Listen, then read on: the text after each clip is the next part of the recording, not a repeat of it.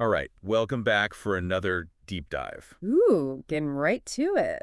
Yeah, our listeners are here to learn about the NDPR, so Straight into Module 3. you got it. Would And love it. I'm sure they already crushed modules 1 and 2. Foundation's there. Yep. So this time it's all about handling personal data and consent management. Now we're getting to the heart of it, Exactly. This is where it gets real, where the rubber meets the road, right? for sure, and maybe a little tricky. Oh yeah, definitely some nuances to unpack here. Absolutely. So let's break down Module 3 into those key areas. Lay it on me. All right, so we've got handling personal data, then understanding consent. Huge one. Yeah. And then the unique stuff about processing children's data, cookies, and consent. The digital age essentials. Right. And wrapping it up with data subject rights. The power to the people. Exactly. I'm excited to dive in. Me too. Let's do it. Okay, so starting with handling personal data. All right, hitting the ground running. Well, I remember from the previous modules that you can't just collect whatever data you want. Right, no free-for-all. There needs to be a reason, a justification. And you need a legal basis. Exactly. So remind us, what are those legal bases that give organizations the green light to process data? So under the NDPR, there are 6 specific legal bases. 6. Okay, I better take notes. You got it. So first up is consent, which is pretty straightforward. That makes sense. So someone agrees to share their data. Exactly. Clear agreement. Gotcha. What else? Then we've got contractual obligation. So processing data is necessary to fulfill a contract.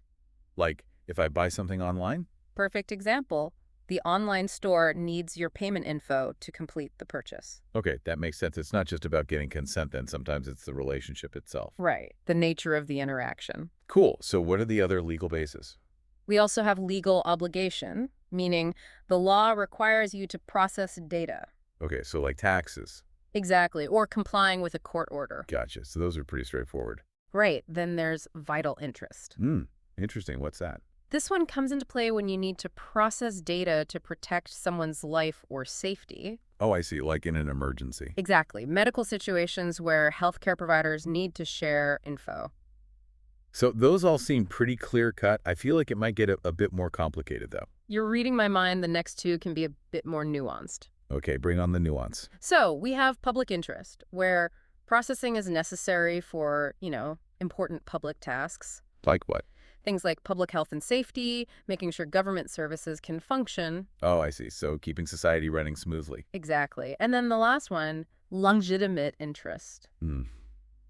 This one sounds tricky. It can be. So Yeah. this one allows for processing for the organization's benefit. Okay, but I feel like there must be some caveats. Oh, absolutely. Big caveat is this interest can't override the individual's rights and freedoms. So it's not a free pass to just collect data willy-nilly. Nope, definitely not. How do organizations even know if their legitimate interest is actually legitimate? That's where the NDPR's emphasis on accountability comes in. Ooh, I like that. Accountability. Right. So organizations have to be able to demonstrate their reasoning. So they can't just say it's good for business? Nope. They have to show a clear justification. And if someone challenges it, They better be prepared to defend it. it's like data court. Exactly. You have to be ready to make your case. Makes sense. So once an organization has figured out its legal basis, is that the end of it?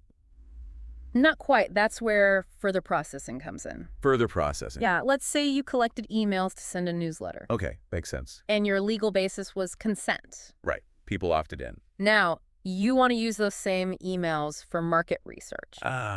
Okay, so that's a different purpose. Exactly. That's further processing. So does that mean every time an organization wants to use data for something new, even slightly different, they have to go back and get new consent? Not always. The NDPR does allow for further processing in certain situations. Okay, like what? So if the new purpose is compatible with the original, Compatible. and if the individual would reasonably expect their data to be used that way, Oh, so it's about what people would reasonably expect. right, then you might not need fresh consent. But what if the new purpose is completely different? Or if it involves sensitive data. Then you probably need to consent. Most likely, yeah. So it all comes back to context. And being able to justify your actions. Okay, that makes sense. And speaking of sensitive data. Yeah, like health info, financial stuff. Exactly. The NDPR has extra protections for that. Makes sense. That's really personal stuff. Absolutely. But we'll get into those details later. Cool, but for now, I want to go back to the idea of documenting your legal basis. Oh, that's key. It's more than just good practice, right? It's a requirement under the NDPR.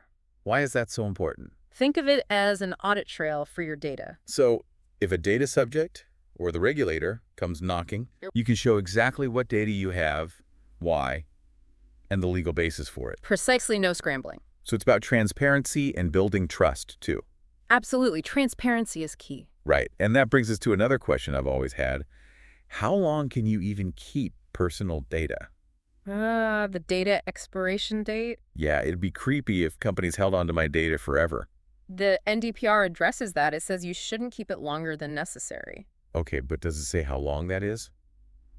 It doesn't give a specific time limit, but Interesting. organizations have to set their own data retention policies. So it's not just a free-for-all.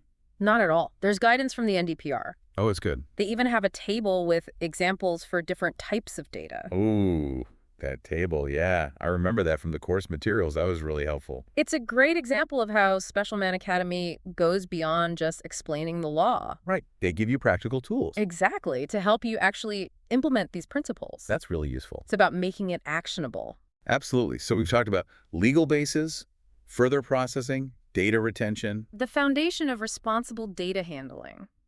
It's a lot, but it makes sense. It shows that the NDPR wants organizations to be thoughtful and intentional. Yeah, not just grabbing data and hoping for the best. Right, it's about building a framework for responsible data practices that protect everyone. Okay, I think we've covered a lot on handling personal data. A great start. But now we got to move on to understanding consent.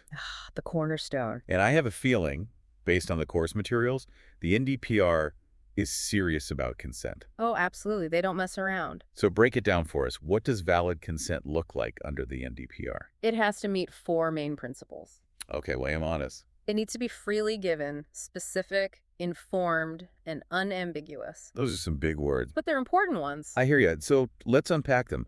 What does freely given even mean? It means individuals have a genuine choice about giving their consent. So no pressure tactics? Exactly. No coercion or tricking them. Like if a company says, you have to consent to use our service. Nope, not freely given. Gotcha. So what about specific consent? It means being clear about what the individual is actually agreeing to. Not just a blanket statement that covers everything. No, wait, you need to be specific. So what data you're collecting, what you'll do with it, how long you'll keep it. You got it. Transparency is key. So it's about giving people a clear understanding of what they're signing up for. Exactly. Informed decision-making. All right, that brings us to informed consent. Right. This means giving individuals all the relevant info before they decide. So not just saying, we're using your data for marketing. Nope. You got to explain what kind of marketing, how often they'll be contacted, their opt-out options. It's like informed consent for a medical procedure. Perfect analogy. You need to know the risks and benefits. I like that comparison. It's about empowering individuals. All right. And finally, unambiguous consent. This one means their intention to consent is crystal clear. No room for doubt.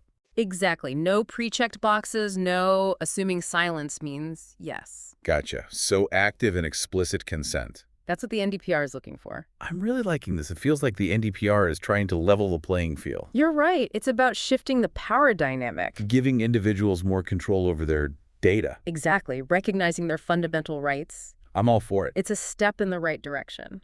So now that we know these core principles of consent, tell me about situations where consent is non-negotiable. The always need consent list. Yeah, are there any scenarios where organizations can't even think about processing data without it? Absolutely, several, actually. Like what?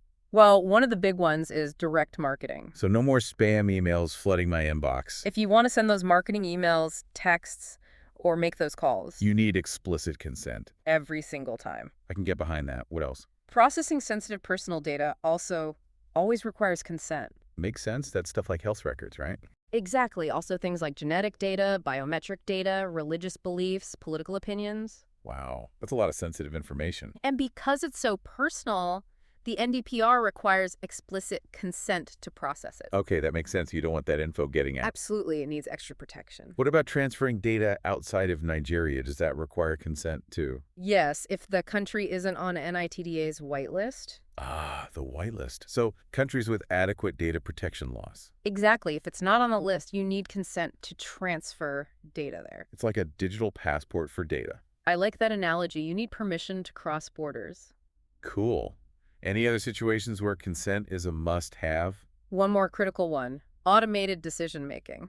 Ooh, AI stuff. Exactly. So if you're using algorithms or AI to make decisions that significantly affect individuals, Like loan approvals, hiring decisions. those are some big ones, and you need explicit consent. Wow, that's a big deal. AI is everywhere these days. And it's only going to become more prevalent. It's good to know the NDPR is addressing this. Absolutely, putting safeguards in place. Yeah, because while AI can be great, it can also be used in harmful ways, Exactly. We need to make sure humans are still in control. especially when it comes to decisions that impact people's lives. Couldn't agree more. It's about finding the right balance. So we've covered when consent is always required, but are there different types of consent? Ah, good question. It's not a one-size-fits-all situation. So is a simple yes enough, or does it need to be more formal? The NDPR recognizes different forms of consent. Okay, I'm curious. Tell me more. The most common ones are explicit consent, opt-in consent, and granular consent.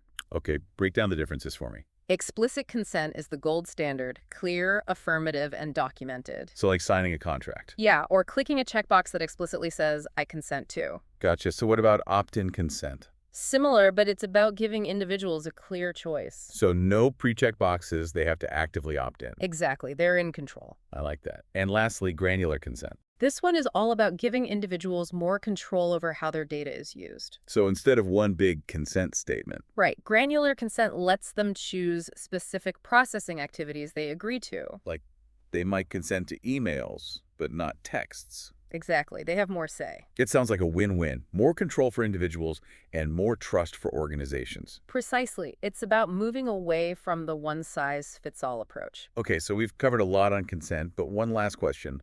What happens if an organization messes up? Uh-oh, consequences. Yeah, processing data without consent or violating those principles we talked about.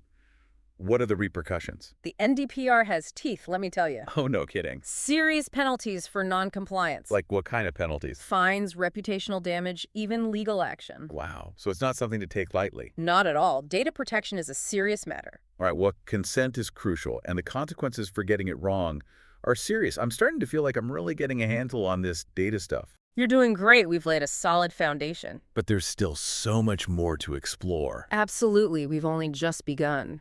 Can't wait to dive into the rest of Module 3. Stay tuned. Things are about to get even more interesting. As we get deeper into the NDPR, it really hits me that this isn't just about rules. Yeah, it's more than that. It's like a whole new way of thinking about data and privacy in this digital world. I see what you mean. It's about changing the culture. Exactly. It's about responsibility, respecting individual rights. And that really comes through when we look at processing children's data. Oh, absolutely. That's a big one. The NDPR really emphasizes protecting kids online. It makes sense. They're more vulnerable. Right, easily manipulated. They might not understand the risks of sharing their info. So the NDPR sets some pretty high standards for handling their data. Makes sense. So what are some of those safeguards? Well, first off, there's a clear age of consent, 13 years old. So anyone under 13. You need verifiable parental consent to process their data. No exceptions. No way. It's about protecting those kids. So no more tricking them into clicking agree. Nope. The NDPR is serious about informed consent, even for children. That means making sure parents really understand what they're agreeing to. Absolutely. Transparency is key. So parental consent is crucial. What else is there? Another big one is child-friendly privacy policies. Oh, right, because those regular privacy policies can be a bit much. They're like reading a legal document. Exactly. Try explaining that to a 10-year-old. Not gonna happen. So the NDPR encourages simpler language. Engaging formats, maybe even visuals. A privacy policy that actually makes sense. Exactly, making it accessible for kids. So it's about going beyond just the technicalities. It's about genuinely protecting children. Respecting their rights. Right. Making it easier for them to understand. Absolutely. And that brings us to another interesting topic. Well, let's hear it. Cookies. Ah, cookies, those little digital crumbs that follow us everywhere.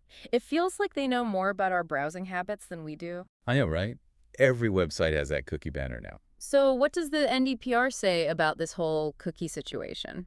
I'm all ears. Well, it all comes back to consent. Consent, consent, consent. It's everywhere. It's the foundation of data protection. I'm getting that message loud and clear. And with cookies, the NDPR makes the distinction between essential and non-essential cookies. Okay, so essential cookies are the good guys, Exactly. They're necessary for the website to work properly. like remembering my login info. Yeah, or the items in your shopping cart. So those are fine, no consent needed. Right, but for non-essential cookies, the ones used for tracking and advertising, Those are the ones that feel a little creepy. you need to get consent before using them. So all those cookie banners are actually a good thing. They can be, but the key is that the consent has to be valid.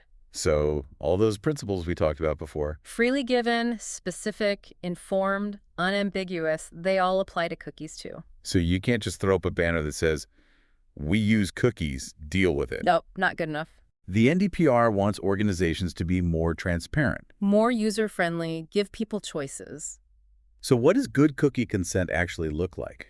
Imagine you go to a website and the banner clearly explains what cookies they're using, Okay, that's helpful. what they're used for, how you can customize your preferences. So you have options. Exactly. Clear buttons to accept all or manage settings. And if you click Manage Settings, You can choose which cookies you're okay with. accept some, reject others. You can even withdraw consent later if you change your mind. Okay, that's much better than some of those confusing banners I've seen. It's about giving users control, making it easy for them. And that brings us to the last part of Module 3, The grand finale, data subject rights. where the NDPR really empowers individuals. Okay, I'm excited to hear about this. What can people actually do to control their data? Well, the NDPR gives them a whole set of rights. So it's not just empty promises. No way! These are real rights they can actually use. Okay, so what are these powerful rights?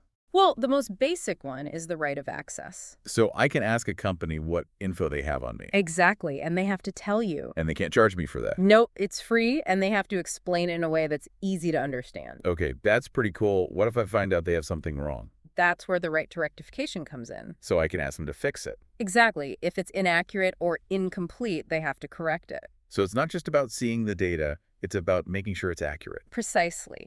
You have a say in what they hold about you. What else is there? One of the big ones is the right to erasure, also known as the right to be forgotten. Ooh, that sounds intense. So I can just ask a company to delete all my data. Ooh, it's not quite that simple. There are some rules. It applies in specific situations, like if the data is no longer needed, if you withdraw consent, or if it was processed illegally. Okay, so it's not a get-out-of-jail-free card. But it does give you more control over your digital footprint. I like that. What other rights are there?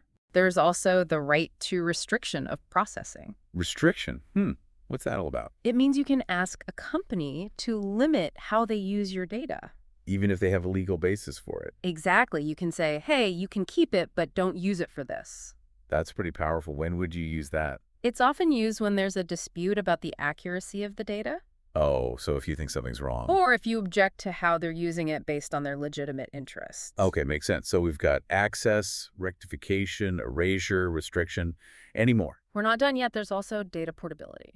Data portability. That sounds interesting. It means you can get your data in a format you can easily transfer to another company. Like if I switch service providers. Perfect example. You can take your data with you. I like that. Any final rights we should know about? Last but not least, the right to object. The right to object. What does that cover? It's a broad right that lets you object to data processing for several reasons. Like what? Legitimate interests, direct marketing, even research purposes. So if you don't like how they're using your data, You can speak up. this is great. The NDPR really gives individuals a lot of power. It's about putting them in control. But I imagine it's a lot for organizations to handle. Oh, yeah, definitely. They need to have systems in place to deal with all these requests. Absolutely. And they have to do it quickly and securely. So it's not just about knowing the rights, it's about being able to implement them. It's about walking the walk, not just talking the talk. Makes sense. Well, I think we've covered a ton of ground on data subject rights. We've just scratched the surface. But it's clear that the NDPR is a game changer for data protection in Nigeria. It's raising the bar. And before we wrap up Module 3, what stood out to you the most? Honestly, it's the focus on shifting the balance of power. Yeah, giving individuals more control. For too long, people have felt powerless about their data. It's like companies had all the cards. But the NDPR changes that. It gives individuals real rights and tools. To control their info, hold organizations accountable. Exactly. It's a big step forward. I totally agree. It's empowering to see a law that takes data privacy seriously. It's about time. And it's not just about protecting individuals. It's about building a better digital ecosystem for everyone. That's a great point. Well, this has been an incredible deep dive into Module 3. I've enjoyed exploring it with you. Thanks for sharing your expertise with us. My pleasure. Always happy to talk data protection. All right, welcome back. We're wrapping up our deep dive into Module 3. The final stretch. It's been quite a journey. It has. We've covered so much about handling personal data, consent, everything. The NDPR really is a game changer. It is. And as we finish up, I want to make sure our listeners have those key takeaways. Need to knows. Exactly. So if you had to boil down the essence of Module 3, what would you say? The biggest thing is the shift in mindset. Okay, more than just the rules. It's deeper than that. It's about creating a culture of data responsibility. Data responsibility, I like that. Right, moving away from that collect everything approach. To be more intentional about it. Exactly, thinking about why you're collecting data, how you're using it. So treating data with respect, recognizing that it's about real people. That's a great way to put it, respecting individuals. So how does that respect translate into action? It's about being transparent, clear communication. So people know what's happening with their data. Right, and honoring those data subject rights we talked about. And making sure people can actually exercise those rights. What's about putting it all into practice? So for someone listening who's thinking, okay, this is great, but where do I even start? Start with a data audit. A data audit. Figure out what data you have, where it came from, how you're using it, the legal basis for each piece. So it's like taking inventory of your data. Exactly, but through a privacy lens. Okay, I like that. So once you know what you have, then what? Then you can start building policies and procedures that align with the NDPR. And that's where Special Man Academy's course comes in handy. They give you practical guidance, templates, all that good stuff. So you don't have to figure it out alone. Exactly, they've got your back. But even with all that, I imagine there will be challenges along the way. The NDPR is complex. There are going to be gray areas, right? Oh, for sure. So what advice would you give to organizations that are struggling with those tricky parts? Don't be afraid to get help. So find an expert. There are legal professionals who specialize in this stuff. Makes sense. And what else? Remember that the NDPR is a living framework. It's not set in stone. It'll keep evolving as technology changes, new challenges pop up. So stay informed, be adaptable. It's a journey, not a destination. I love that. It's about constantly learning, working together, and doing the right thing. Couldn't have said it better myself. This has been an amazing deep dive into Module 3. We've covered so much. It's been a pleasure. I hope our listeners feel ready to tackle the NDPR head on. I think they are. This module gives them a great foundation. And remember, it's not just about compliance.